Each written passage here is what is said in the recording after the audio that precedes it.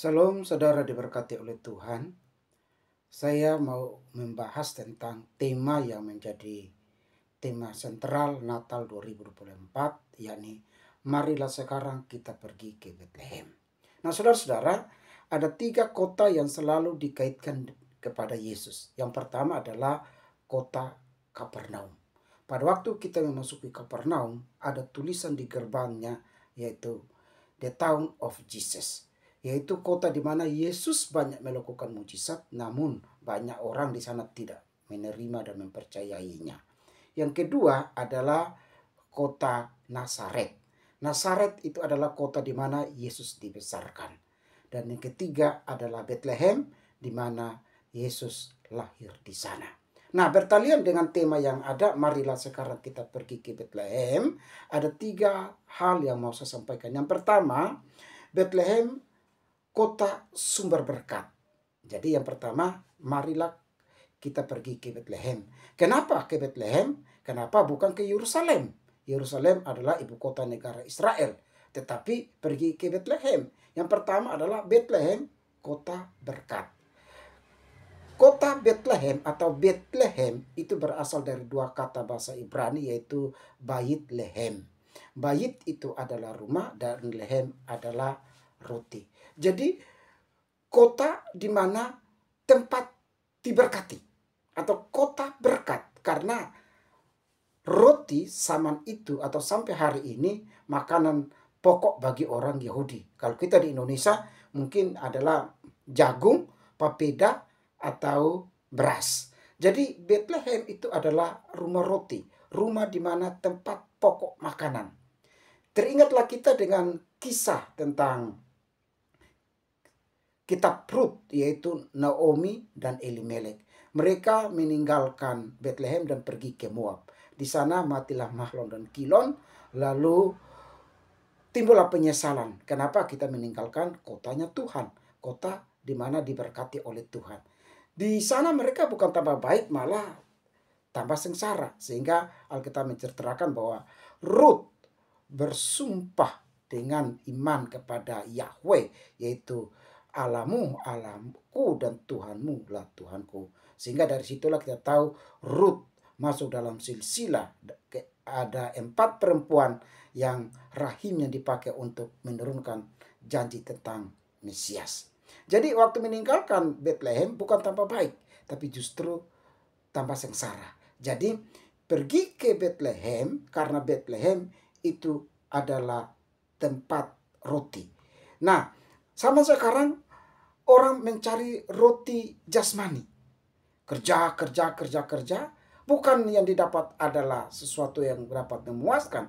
Justru kesengsaraan, penjara, korupsi, mencuri, membunuh karena roti jasmani. Tapi Alkitab mengajarkan kita pergi ke Bethlehem karena ada roti kehidupan. Dan itu selaras dengan yang dikatakan oleh Yesus, akulah roti hidup. Jadi tatkala tinggal di Bethlehem, maka tinggal dan hidup bersama dengan sumber berkat. Tatkala meninggalkan Bethlehem, maka sama dengan meninggalkan sumber berkat.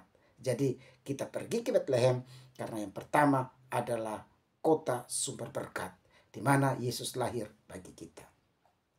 Yang kedua adalah marilah sekarang kita pergi ke Bethlehem karena di Bethlehem tercatat bahwa lahirlah pemimpin-pemimpin Israel. Yang pertama kita lihat Saul.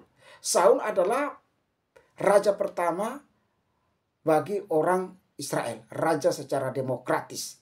Dan Saul tercatat adalah raja yang diinginkan oleh orang Yahudi, orang Israel saat itu, supaya mereka memiliki pemimpin seperti bangsa-bangsa lain. Yang kedua, pemimpin besar yang lahir di Bethlehem kita tahu adalah Daud. Daud adalah salah satu nenek moyang dari Yesus.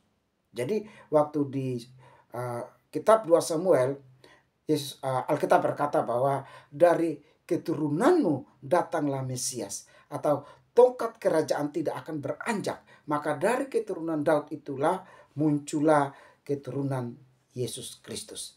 Dan yang ketiga, kenapa ke Bethlehem? Karena di sana lahirlah pemimpin-pemimpin besar yang kita kenal yang ketiga lahir di sana, yaitu Yesus. Yesus adalah juru selamat. Lahirnya bukan di Yerusalem, lahirnya bukan di Yeriko, tetapi lahirnya di Betlehem. Jadi dari Betlehem keluarlah pemimpin-pemimpin yang hebat. Saul, raja pertama, Daud, raja yang tersohor, menurunkan garis Mesias, dan di Betlehem juga lahirlah Yesus, sang juru selamat kekasih jiwa kita. Yang ketiga, marilah sekarang kita pergi ke Betlehem. Karena di Betlehem dimulainya sejarah keselamatan dan Natal pertama.